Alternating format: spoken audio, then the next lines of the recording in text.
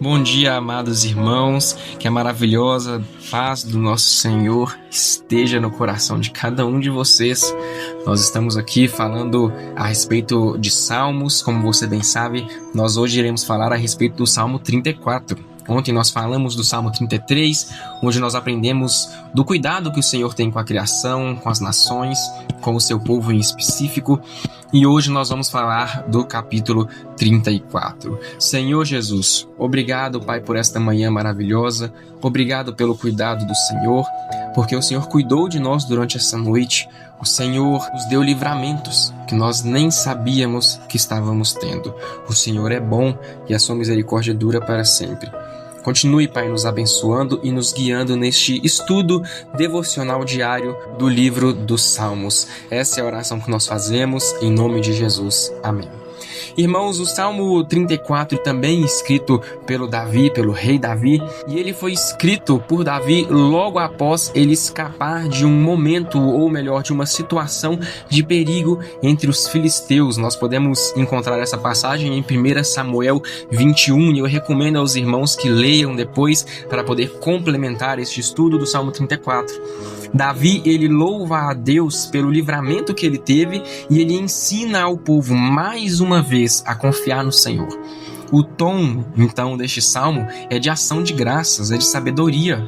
É uma experiência pessoal que o rei Davi passou, mas que ele transforma em uma instrução comunitária para que todos possam também louvar a Deus e confiar no nosso Senhor. Em primeiro lugar, irmãos, nós podemos aprender no Salmo 34 sobre o louvor contínuo, ou seja, o louvor diário ao Senhor. Entre os versos 1 e 7, Davi, ele declara que a sua boca sempre exaltará o Senhor.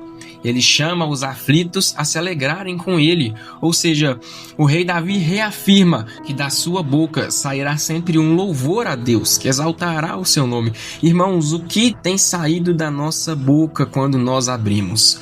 Nós temos falado palavras de bênçãos, de exaltação a Deus, de louvor, de gratidão, ou será que temos falado palavras que não condizem com uma vida cristã? Aqui, neste texto, Davi nos chama a exaltar ao Senhor com as nossas falas. Ele diz que o Senhor chama os aflitos, ou seja, aqueles que sofrem, aqueles que estão à margem de tudo, a se alegrarem com Ele. Em Deus nós encontramos alegria e perdão de pecados. Ele diz: busquei ao Senhor e Ele me respondeu, livrou-me de todos os meus temores. Irmãos, sem dúvidas, os anjos do Senhor cercam aqueles que temem o Senhor. Quando nós buscamos a Deus, Ele nos responde. Quando nós procuramos a bênção do Senhor, Ele nos livra de todos os temores. Quando nós buscamos a face de Deus, estar em comunhão com o Pai, nós podemos desfrutar de segurança, porque o Senhor está conosco. Meus queridos, esse testemunho pessoal que Davi teve nos ensina que também os nossos testemunhos pessoais, as nossas experiências com o nosso Deus, têm que ser transformados em testemunhos de fortalecimento de fé. Quantas vezes, irmãos, nós não passamos por livramentos, por momentos de terror em que o Senhor esteve conosco nos livrando e nós saímos são e salvos.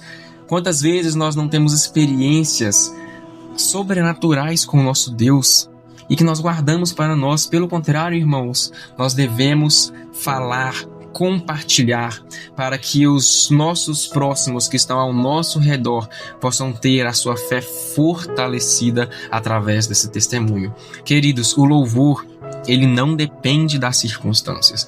O louvor, ele depende do caráter de Deus. E o caráter de Deus é o caráter de um pai que cuida dos seus filhos, e por isso nós louvamos ao Senhor em todos os momentos.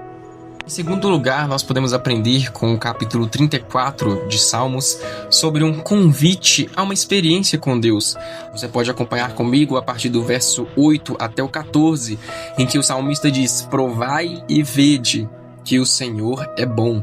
Irmãos, quem teme ao Senhor não sente falta de nada. Aqueles que confiam no Senhor, eles são como o Salmo 23. Podem afirmar que o Senhor é o seu pastor e que nada sentem falta.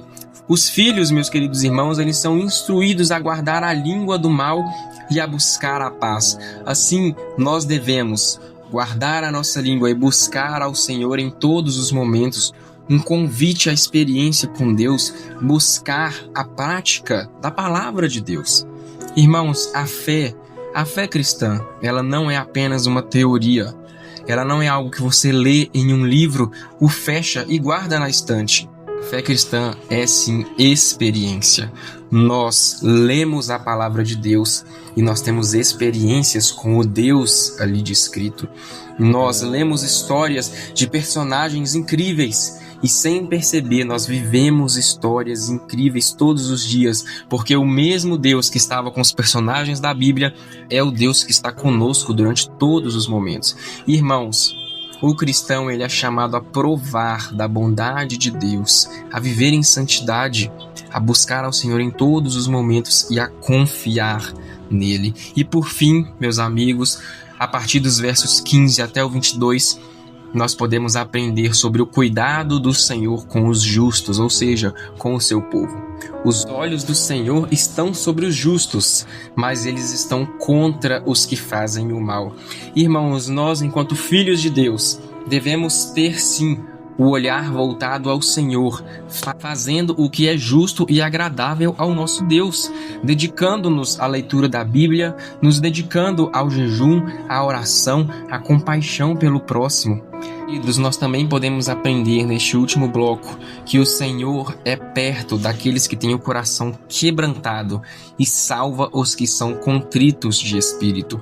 Meus irmãos, o nosso ser deve ser humilde quando está com o Senhor.